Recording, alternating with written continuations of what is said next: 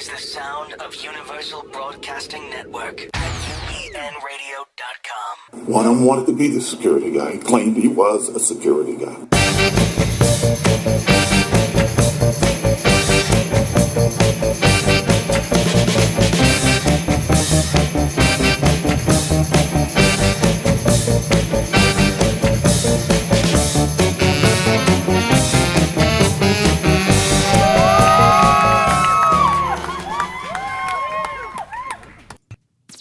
Welcome to an electric version of Security Guy Radio, Mr. Jarvis. Hello. I did not say eclectic, because normally you might think the show is eclectic with all the varied and wide range of interesting things and topics we talk about. This is actually electric, because we're going to talk about electric fences. Oh, good. Now, did you know that electric fences are actually legal in California? No, I didn't. I would have thought they were illegal, right? I would, too, and especially in California. Right. In fact, we're going to talk a minute about how there's an actual law that says not only are they legal, but it's a positive law that says you got to have them and make them legal in your city unless you've already made them illegal. I'll talk about that in a second. Interesting. And so my guest today is Mr. Jack DeMeo, CEO of Electric Guard Dog, LLC. Welcome, Jack. Thanks, Chuck. Very happy to be with you. Yeah, this is a fascinating subject. I was, trolling. No, that's not the right word. Is it trolling? It's not the right word. Trolling LinkedIn. No, that's not right. You got to use. See, these are old terms that have new applications. But I was browsing LinkedIn, and I came across Electric Guard Dog, and I thought, well, that can only be used with cows or farms, or who's going to have an electric fence, because it's got to be something that is considered a booby trap in California, all this kind of stuff. But I'm pleasantly surprised to report that it's not, and this is really fascinating. So, Jack, I'm really glad to have you on the show. And let's get right to a quick demo video of you testing the fence, and then we're going to talk about all these applications. So can we play that, Jarvis, and roll that? Okay, here we go. Take a look at Jack on the fence. Yeah, I can feel the pulsing right now. And now I am going to touch the ground and the live wire together.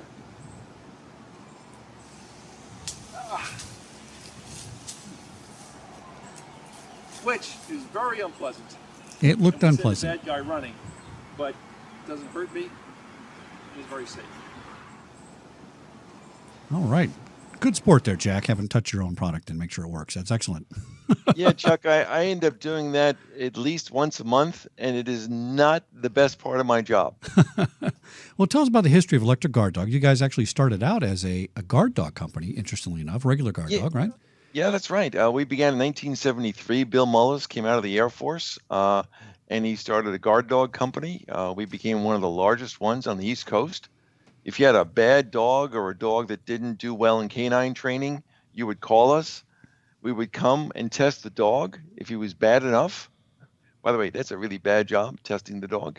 But if he was bad enough, we'd buy the dog, put him into our program, and we ran that program until about 1991. Then in 1991, we got broken into at our own location, and it became clear to Bill Mullis that that law enforcement could not focus on property crime as a major priority. So in fact, we got broken into a second time within about 3 months. Like many entrepreneurs, Bill was very concerned about his ability to handle those kind of costs. So he developed the electric fence to protect himself. Now, hold on a second. You have a guard dog company, and I'm assuming there's guard dogs there, and they still got broken into. There were 70 dogs on site. 70 dogs on site. Wow. And they still got us. Wow. Twice.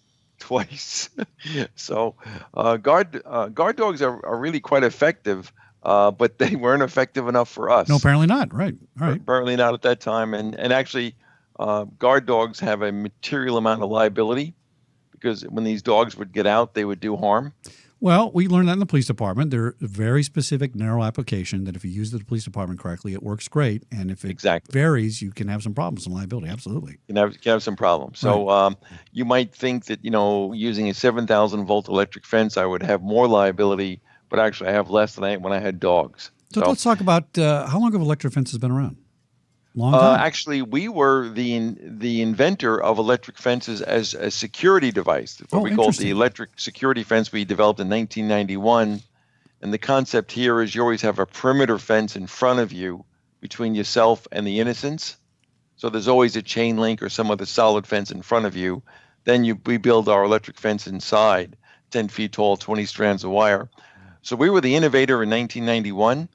There's a similar product that is used in livestock that has probably been around for 50 years. Right. Okay, those are you would know as the old horse fences or cow fences, but electric security fences, one, always require a perimeter fence in front to protect the innocents. Little Johnny on his bicycle will come in and bounce off the perimeter fence.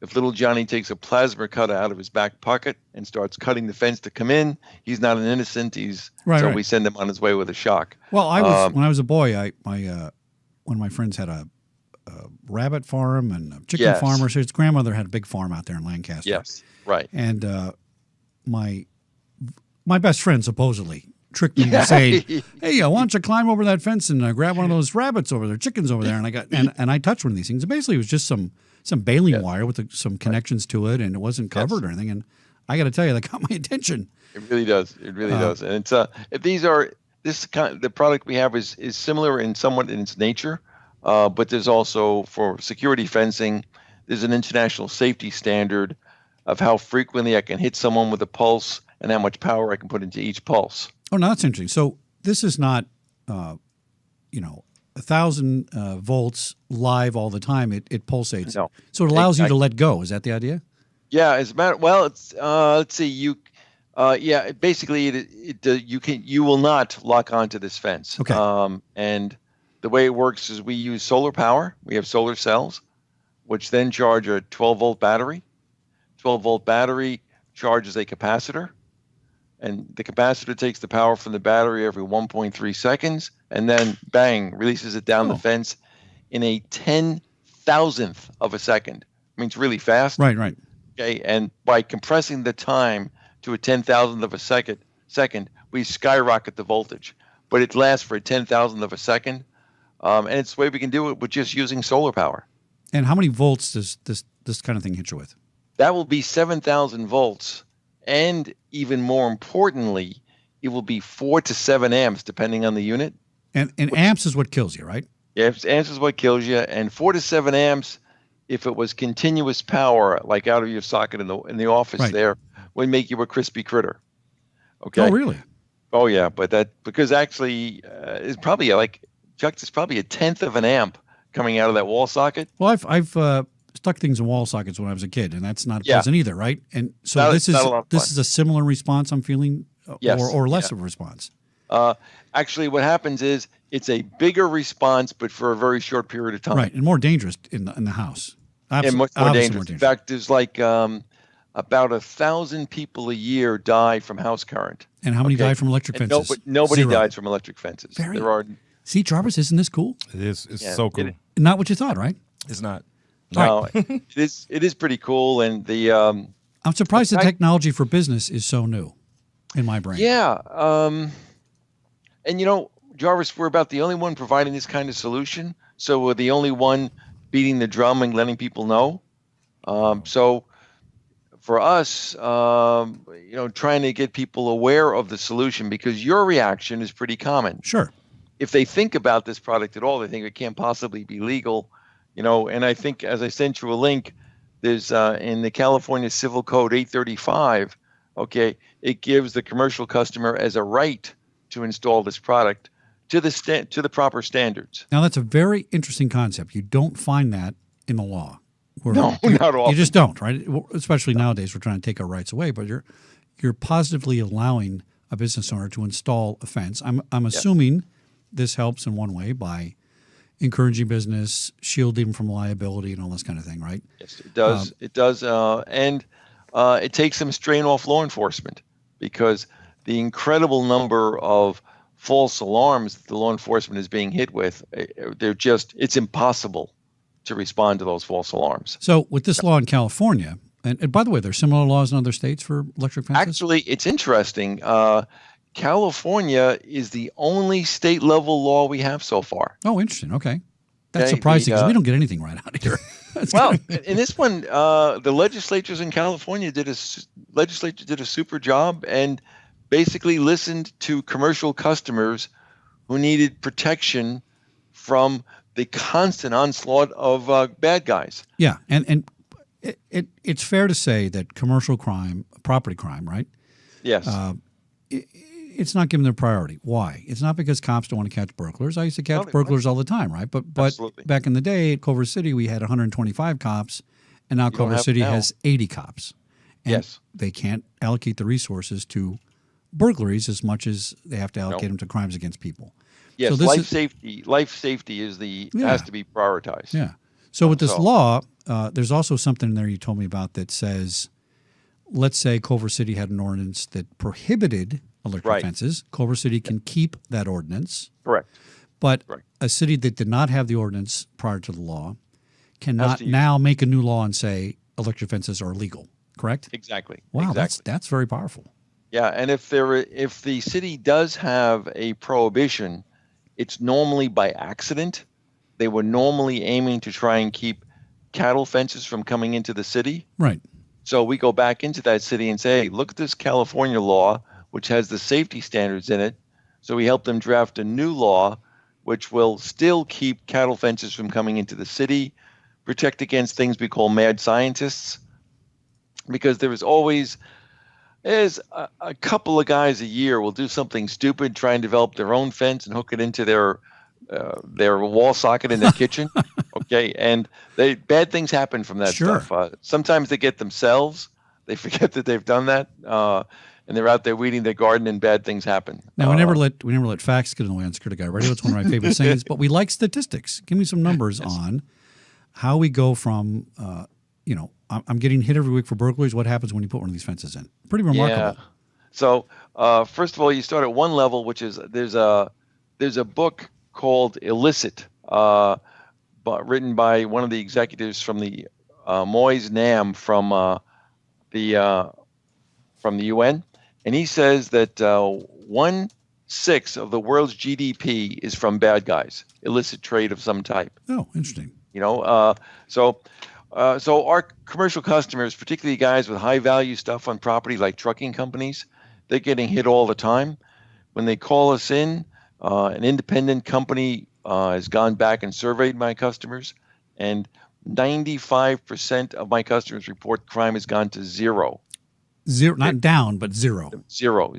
The other 5%, we lessen it, but 95% of the time it goes to zero because people look at these big honking yellow signs that say 7,000 volts, and the bad guys say, I don't want to work that hard. I'm going somewhere else. No, well, that's right. Go to the path of least resistance. And exactly. I'm going to go out and go to one of your trucking companies and interview them, an actual owner, and then we're going to actually take a picture of the fence as well. And I've been talking to your very nice salesperson, Peggy Sue Harper. And I said, I want to touch it. And she goes, are you sure you want to touch it? And now I'm thinking, maybe Security Guy Radio doesn't need any more stimulation. All right, maybe I don't. But I just think it's fascinating. So give me some applications, not customers per se, obviously, but what types of businesses are using these? And by the way, are there any residential applications? See, first of all, the main application is for people who store valuable things outside. Okay. So we protect anyone's perimeter, and sometimes we just protect the perimeter for a warehouse. But the prime application is people who are storing things outside. Best example might be a trucking company. Right. They have may well have a couple of $1 million of equipment in one trailer, depending on what they have. Yeah. Okay. I think the average loss when they lose a trailer is something on the order of about $300,000. One trailer? One depending trailer, on what the product is. Could be Costco, could be chickens, exactly. Whatever. Interesting. Exactly. Baby formula is expensive, so are Pampers. Right. Okay. And if it's Apple products, my gosh, it's going to be a fortune. And the trucking company, I'm assuming, has some kind of liability and responsibility. In other words, Apple hires them to send all their iPods across the country in their truck, and if they have it stolen, that's on them. They have some responsibility. Interesting. All right. And for sure, they're never going to keep Apple as a customer. Exactly. Right. Because and the way everyone is operating so lean now, okay, if that truck doesn't arrive, say at Walmart, we've got the seller has a real problem, the manufacturer has a real problem, and all hell breaks loose. Right. So trucking companies are good examples, but then we do some things that are maybe not as obvious to the average person. such as auto auction yards, where there'll be maybe 1,000 of wrecked vehicles that'll be auctioned off, but they still have very valuable parts in them. And then there are things called auto dismantling yards. Your listeners may know them as junk yards. Oh yeah, right. Those are it's all junk to you and me, but those are valuable parts. A lot of money there. I see a bad Millions. guy can come in there and get 300 catalytic converters in a couple of hours. He can steal 100 alloy wheels. So the bad guys, this is money laying on the ground. Right. And then another example would be places like rental companies, like tool rental companies, like United Rentals. Oh, sure. That's all the stuff's outside, right? Exactly. You see the same. They put all the material outside by the fence line as advertisement to their customers, but actually it's advertisement to the bad guys too. Sure. Because the bad guys look over and say, wow, I only got to get that a couple of feet. So those are typical applications for us. And we only work with commercial customers. Okay. We don't do residential work. The international safety standard we work with is really just for commercial applications. The reason I ask is because, and we'll talk about how it's done and pricing things in a minute, but I've had some clients whose house is bigger than Target. Okay, I'm not exaggerating. 50,000 square feet on a giant estate, and that perimeter is very large and very difficult to secure. So I'd rather have you not at my front door. I'd rather have you way out in the perimeter at the edge of the mountain, right? So why couldn't that application be applied? I mean, it's normally we will be up against a zoning problem, which will be almost impossible to handle. Oh, it's not a commercial zone. That makes sense. Exactly. Yeah. Okay. Most cities and even in the California law, these are in normally commercial or industrial zones, or sometimes mixed, but never residential. Makes sense. That makes sense from that point. Yeah. Although we've had people like your friends. We've had some rap stars talk to us. Okay. Yeah. And they have serious. By the way, they have serious stalker problems. It's not just because they want to have an electric fence. They do. And they're monster places, but the zoning really doesn't work there. Well, I could see that. I mean, you get the two kids goofing around on the golf course and they touch the fence, and it makes sense, I guess. Exactly. For most of my commercial customers, there are relative professionals inside the yard. Like a trucking company. Right. Those guys know what they're doing, and they're used to me. But those are applications. But we can help anyone who wants to beef up their perimeter. Now, are you finding the fences are replacing guards? Yes. And what? I mean, is it an easy sell, or you have to work at that if there's a guard you're replacing? Chuck, people come to us for two reasons: to either reduce their costs, or improve their security. And the one that is a very easy sell is when they can reduce their cost and improve their security. So if they've had guards and they've had trouble, that's a very easy sell. One guard, I'm a little rusty on this, but one guard 24/7 a day, and this would be applied to a trucking company because they have the stuff in the yard, is going to cost you roughly, well, if you go cheap, it's going to cost you, $100,000, and if you get a more expensive guard, it's going to be $125,000. Exactly. I use about 120 as my normal estimate, and it'll depend a little bit on the type. But that's just one guard, 24/7. One guard, and that's listen. I ran guard companies for 10 years and had lots of guards in the studios, and it's not the most efficient thing always, right? There's personnel; they don't show up. They're sick. They can only see so much. They can only cover so much of an area. By the way, right? Sure. And if you talk about some of our yards. I mean, there'll be perimeters of a 5,000. A lot of my sites are 5,000 linear feet. I've got some 12,000 linear feet. 5,000 linear feet? Yeah, it's a big places. These are like auto auction yards, very big, and we go around the entire 5,000 feet every 1.3 seconds. Right. With our pulse. Okay. No guard can cover that in 1.3 seconds, and you're asking one guy to cover 5,000 linear feet is really kind of impossible. Well, and with guards, you don't have usually zero loss. No, and I listen. Nobody's going to hire me, and I have a security radio show for that reason. Okay, but I can say that sometimes, and off camera, I might say another word. Right. These losses are caused by the guards. It happens. All right. It happens that you have internal theft. A lot of theft is internal, and in some applications, like in laptops, it's mostly internal theft, right? If you look at a trucking company that has, say, 200 containers on site, somebody breaks in that night and they open the one container that has the plasma TVs in it, you have a really fortunate thief. Right. Or maybe he knew something. Yeah. No, that's absolutely true. That makes a lot of sense. On a more positive note, though, Chuck, on some large sites, we can also be a force multiplier. That makes a lot of sense, yeah. So many times where they were using, say, 3 guards on a site, a couple of roving guards and a guy up front, okay, they can, reduce that dramatically to maybe 1 guy up front, and let me take care of the whole perimeter. How about any maritime applications in ports? We protect some of the storage places just inside the ports. That's what I mean, right? I mean, the ports. Yeah. Ports have a lot of theft. Yeah, and we've had this on the show, some maritime experts, and I used to do maritime security. And you have these giant companies that are importing all the Nissans, let's say. Yes. And their giant lot that's a mile square. Yes, we do that. We do that. Yeah. Now, in a port, though, I'm wondering, because of the Coast Guard rules and all that kind of stuff,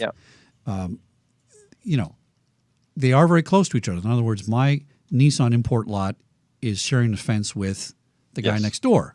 Right. And as to your point for the old law where you didn't want the cattle fence touching the residential fence. That's right. Are those issues? How do you handle those issues if you're I might have to put in 2 perimeter fences. Double barrier, right. A double barrier. Right. But where we get involved a lot with those new cars is we help the railroads. So the railroads will ship a whole train load of cars, new cars, to a particular point. They come off the railroads and then they get stored in these yards. Right. Okay. So you will have 1,000, 2,000 brand new cars, all with the keys in them. Because that's right. They have to move them. Yeah. They've given up on trying to track the keys. Yeah. Okay. So this becomes almost irresistible to the bad guys. Sure. So we work with CSX, BNSF, and a number of railroads to protect those kind of yards. Now, the thing I found interesting doing the research, and I'm not going to hold you to numbers, obviously, but just as a general sense, is that you come in and you price the job, depending on how big it is, obviously. Yep. And I'm not buying the fence from you. I'm leasing from you. Is that a good way to say it? A turnkey operation? Is that a good way to say it? Right. And I'm paying so much for a month for the service. You still own the fence. You still own the components. And maybe one day I move and I take it out. But that seems very economical to me. Yeah, and it's so. What made you pick that model, by the way? It's interesting. Actually, it was our founder, Bill Mullis. It was the model he began with the guard dogs. No, that makes sense. Yeah, you're not buying a guard dog. You're using the service.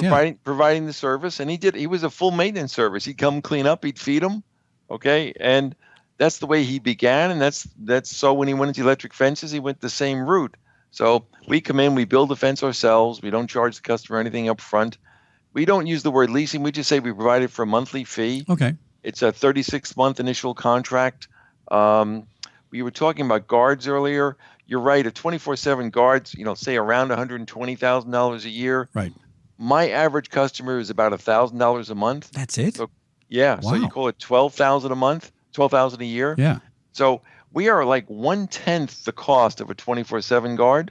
That's fascinating. And an average one of your clients are these big yards with a lot of equipment in them. It's not like a little 100 square foot place. Yeah. No, these are my average trucking. Now, it's my average. My average trucking terminal might be $2,000 a month, but still they'll have millions of dollars of material on site. Oh, yeah. That's an investment. Now, do we get, if I'm your customer, do I get an insurance break of some kind? Insurance companies say, hey, I like it. Yeah. Our tool rental companies are guaranteed an insurance break if they use electric guard dog, okay, by the insurance companies. Yeah. Our trucking companies, the insurance companies will consider it, but they do not guarantee a reduction, because if you think about what the insurance company is covering with a transportation company, their biggest liability is the truck going down the road and damage that might come from that. Oh, really? I mean, if you're losing, if you lose a couple trailers, you're talking millions of dollars, right? Yeah, you hit a school bus, you're in a lot more trouble than that. Oh, okay. I didn't think about it that way. All right. Yeah. Makes sense. So the losses in a yard are not as big a portion of their total. But now they will consider it, okay, but they will not guarantee it. Whereas in the rental business, their liability that they're protecting is mostly the inventory on that site. So they get guaranteed discounts if they use us. Now, since I'm paying a monthly fee to you, Right. I'm not owning the equipment, Correct. am I somehow shifting risk back to you? Yes. Your Yes. insurance is covering Yes. Johnny who Any sticks users. his finger through there or something happens. Now, that's Exactly very right. interesting. That's very Yeah. interesting. Because the model is the fence is always ours. So any problem with the fence is my problem. So if something, in fact, if your truck makes a turn, sorry about that. That's all right. If your truck makes a turn too tight and takes out a pole, okay, we will come and repair it because our fence got broken. This is a no-brainer to me. I wish I had a giant company that I could put a fence around. It is pretty cool. It is really pretty cool. So we provide service with no additional cost. In the contract, it's a weird contract where we take the liability. We say, look, this fence is ours. So we list our customers as additional insured. And I have a big policy, which I never touch because in the end, nobody ever really gets hurt by an electric fence. Right.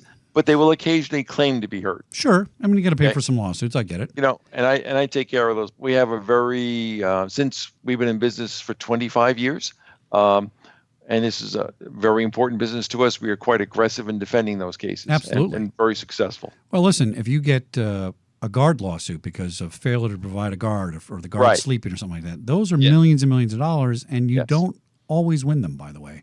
No, As- I do understand. Yeah, and the guard company, now it's a very similar model to a guard company. A guard company usually shifts risk, indemnifies the property owner, Yes. but that's not always legally binding. In other words, if Yes. the guard's acting outside the course and scope and screwing up, you still got a might be problem. liable, right?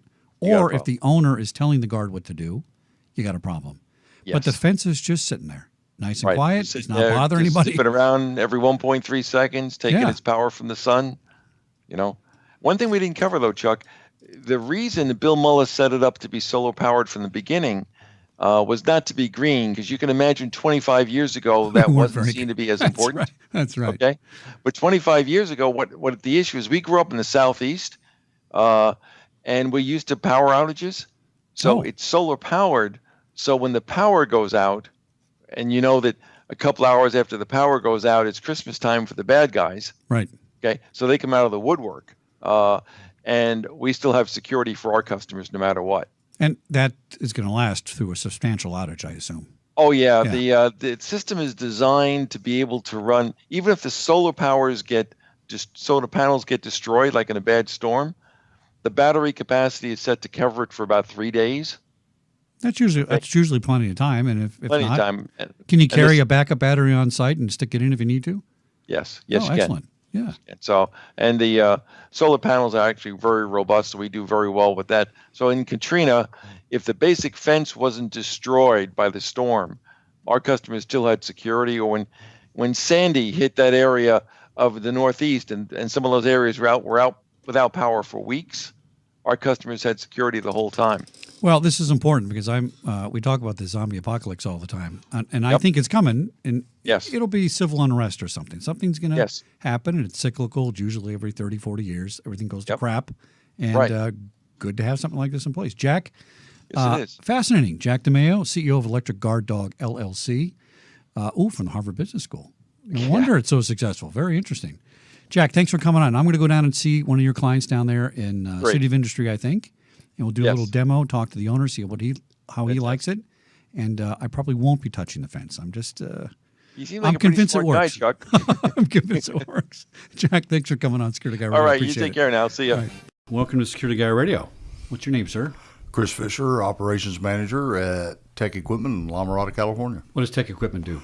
We are the Mack and Volvo truck dealership. Mack and Volvo truck dealership. Aren't those the two best trucks in the business? As far as we're concerned, they are. It seems like it, right? Yes, I've always thought that. So what do you do for them? I mean, are you the place where people stop off because the truck's broken, where you can rent supplies for it? Is it a parts place or what? It's a complete dealership. We sell parts, we have service, we have truck sales, we have leasing, everything on site. And young lady, Hi. Peggy Sue, welcome. Thank you. Peggy Sue, Electric Guard Dog, and we provide security for tech equipment. So what kind of security? I hear the word electric, so I'm intrigued. Electric fences. Okay, Yes. so when I got a call from Catherine back east, I think, where your headquarters is. She said, we do electric fences. And I go, well, we can't talk about that in California because, that's against the law. She goes, no.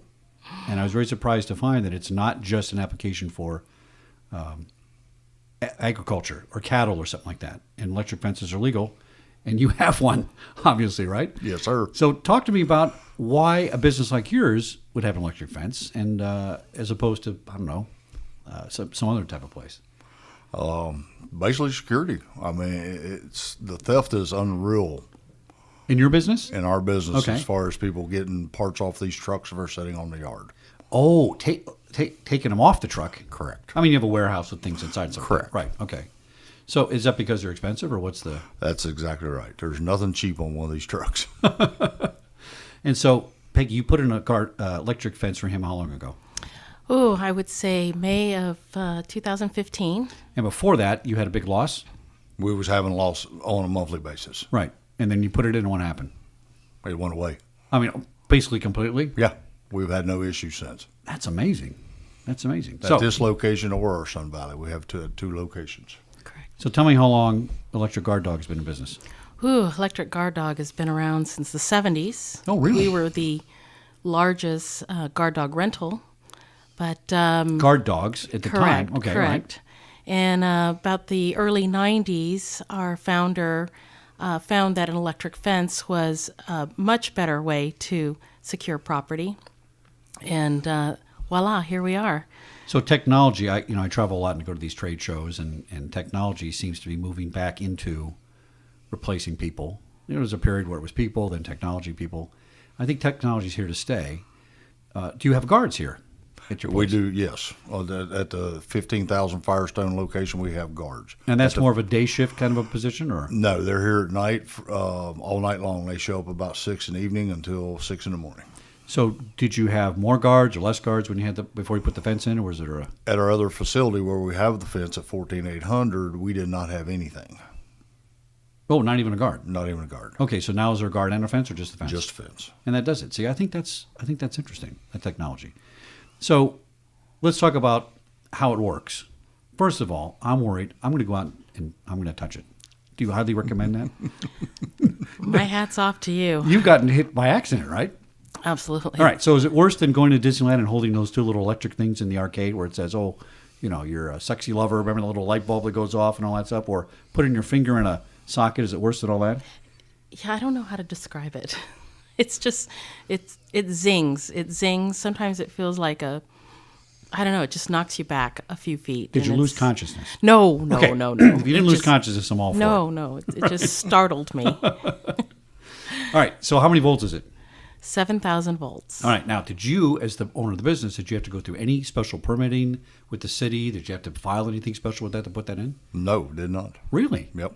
And this Electric Guard Dog takes care of that for our customers. Okay, so let's talk about that. I suppose every jurisdiction, every city, there's different ordinances probably. Correct. But we're in California, and we're in La Mirada. Correct. Is La Mirada Orange County or LA County? Orange. It's Orange. So is Orange County different than LA County, per se? Absolutely. Every city, any authority having jurisdiction has their own rules. So what is a city that doesn't allow it, and what's the reasoning on it? They are still uneducated about our system. So we have a compliance team out of our corporate office that basically educates these cities on what we use these for, the safe, effectiveness, and why these businesses want it. So when you put yours in, were you concerned about some of the things she's talking about? Were you hesitant to put it in, or what sold you on putting the fence in? I mean, just basically the security aspect of it. It takes the for a better term, the people out. Right. So less mistakes. Were you concerned about any liability issues or what was going to happen or anything like that? They had checked all that out for us. Oh, that's very so good. they took care of all that, and we knew that when we were going in so they handled all that for us. So what is part of that handling that Electric Guard Dog does? Well, the system is safe. It's 7,000 volts. For any reason somebody touches the fence, we go out and service it, make sure everything was done properly, it was armed properly. But if anybody touches it, it's just going to give you that zing. It's going to throw you back a few feet. But we have our office that handles any liability issues, if there were any.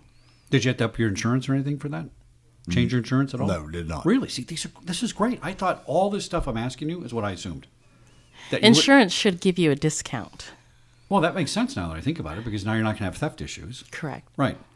Now, when you put it in, I'm not going to ask for cost because everything's different as far as the quote, but was it economical for you? Was it a good return on your investment as far as how much you were losing as opposed to what you saved? Oh, most definitely. And compared to having a guard on site, Yeah. it's way, way less expensive. Well, I will testify to that because I ran guard forces for 10 years, I know, and more efficient, basically, probably, more or less. It's just the only location you have it. We have in this location, 14800 Firestone. We also have in our Sun Valley location. Now, how many electric fences are there? Maybe with your company, maybe a general number, or I mean, is this a big business in the security field? Because you never hear about it. I don't see it as is. I don't really know of anybody who does it correctly, who does it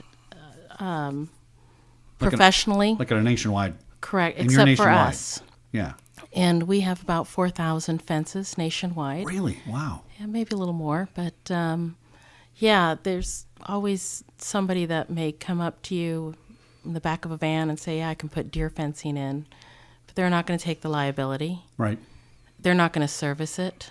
You're on your own. They'll give you some wire, and there you are. So you're not shifting liability from the trucking business to your company. There's no indemnification or things like that. You have your own insurance. Correct. For it, but you guys kind of work together to make sure there's compliance and it's legal and everything's good.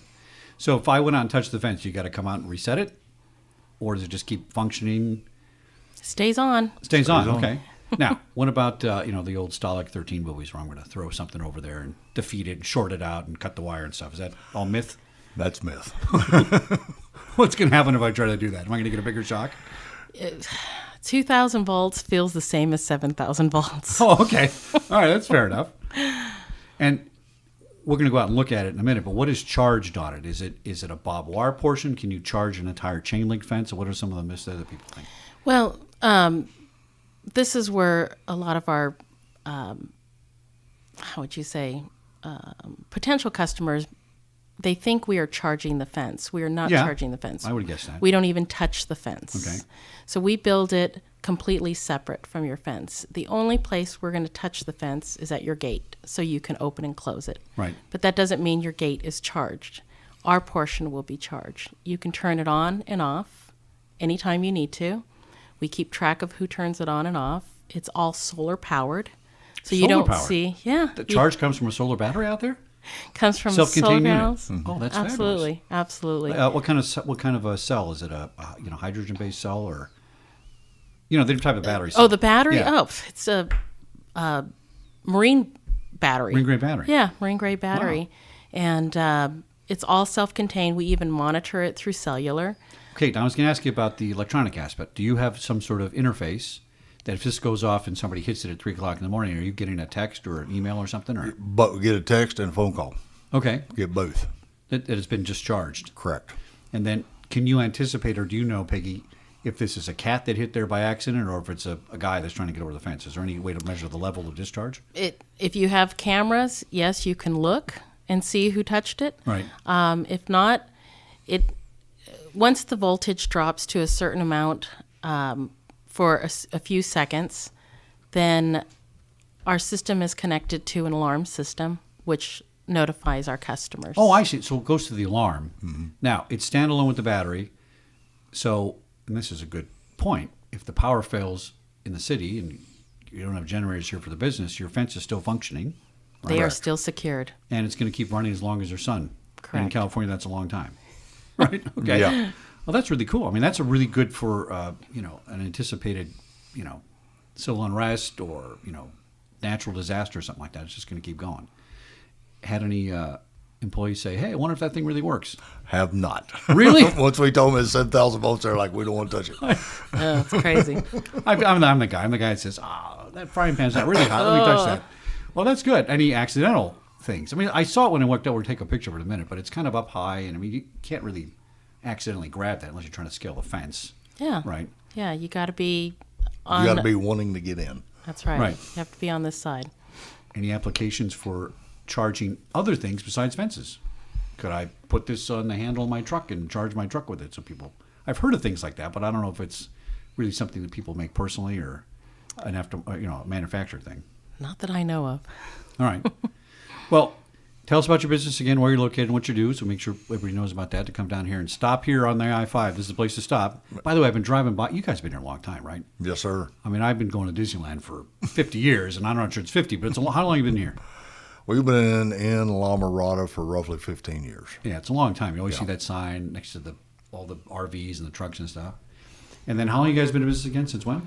Ooh, since I want to say 72, 73. 72. Yes. And then when did you migrate from the dogs, canines, to the fences? 92, 93. So not too long ago. All right. And do you have any dogs left still? No dogs. No dogs, just electric guard dogs. Correct. Well, guys, thanks for talking. This is really great. I think I'm going to go try and touch the fence. All right. You're nuts. Well, it just your choice. makes for good ratings. You know, I got to try it. I'm just curious. But do we have a defibrillator just in case something happens? Yeah. Down here. Well, I just touch me if I pass out, touch me to the fence again. Yeah, there you go. Wake me up. Just All put it up right. against it. Peggy Sue, thanks for contacting me about this. It's really interesting. Thanks for coming on Security Guy Radio. My pleasure. All right. Yeah, so it's about 12, and then it'll be about 15 by the time we get the little... Welcome back to Security Guy Radio. We're going to take a look at your setup here, kind of show me what it looks like and how it works. So just talk right here in the microphone in a normal voice, and we'll pick you up fine. Chris Fisher again, Tech Equipment in La Mirada, California. As you can see behind us is the control panels with a solar panel that keeps the batteries charged. All right, and that runs 24/7. Even if something goes out, power goes out, it's going to keep running. As long as the sun's out, it'll work. And you lease this. We didn't talk about this in the interview, but you basically lease this equipment. Exactly. We do not own it. Guard Dog owns the equipment. We lease from them. And then if something goes off, something doesn't work, they maintain it as well. They do all the maintenance, all the upkeep, any damage that's done to the fence, they repair it. That very reasonable price. I mean, we talked about it. It's different for every installation, but it seemed very reasonable to me. Oh, yes. All right, so here's the voltage box we're looking at. And then here's the solar panel. This keeps it charged, right? Correct. Now, I'm interested in this little 7,000 volt thing over here. Can you see that, Peggy? Is it on there? All right. All right. Now, fortunately for Security Guy Radio, we can't get electrocuted today. Well, electrocuted is not the right word. I'm sorry. We can't be charged with electricity because we'd have to close the gate and stuff, right? Correct. But let's walk around the front and kind of look at the components, what it's made of. The gate right here, and walk us through this. This is the installation. Maybe Peggy, maybe you can talk about that. So it consists of these poles, the wires, right? Yes, it's all installed separate from the customer's fence. I do have to have a barrier. I have to have a perimeter. So he happened to have a fence before that. Correct. And if he didn't, would you have to put that into the cost? We can recommend a fence contractor. Okay, that's a good idea. Separate from Correct. you. Okay, makes sense. And then these right here, this is what's charged, correct? Correct. Those poles, 7,000 volts, 7,000 big ones. volts. So if I went up here and touched this right now, oh no, just kidding, it wasn't actually charged. But that's what would hit you. That's funny. It just feels like a piece of, like almost tin wire or something like that. It's not tin. What is it? Steel? Steel. Very nice. Now, and you have this other little barrier here. That's to prevent somebody from sticking their fingers and say, hey, what does that fence do? And prevents an accidental charge or something like that. Code requires that we do not let little Johnny stick his fingers in. Right. So we have to have a mesh. And this goes all the way down the length of the property. Remember, we got this sign here again. Now, you said something about this being in 7 different languages. We warned people about it. I believe we have it in 7 to 8 different languages. Right, which is good. Let's walk around the front. And you said there's a control panel out here, this is where you control it. Let's see.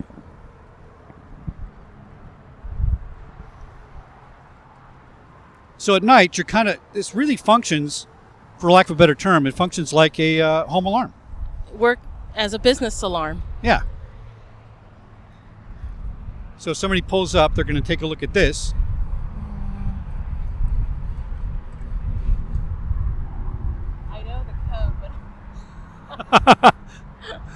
Oh, we better not film the code here. There's a keypad inside All right, that that's you fine. can arm and disarm the system, turn it on and off. Right. System. So first person that comes in turns it off, opens the gates. Right. Very simple, opens just like an business. alarm. Okay. Correct. And no danger of them being charged when they come in, because it's just like turning off your home alarm, turning it on. Correct. Now, would you ever run this during the day? Some of our customers do.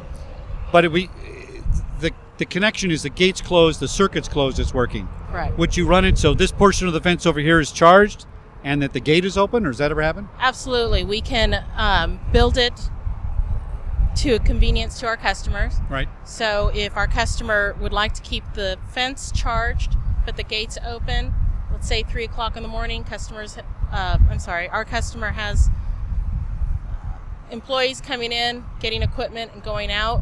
They want to keep the employees safe, Yeah. and just have them disarm the gate. This is great. Guys, thanks a lot. I think this is really fascinating, and I want to thank both of you for coming on Security Guy Radio. Thanks. All right, thank you.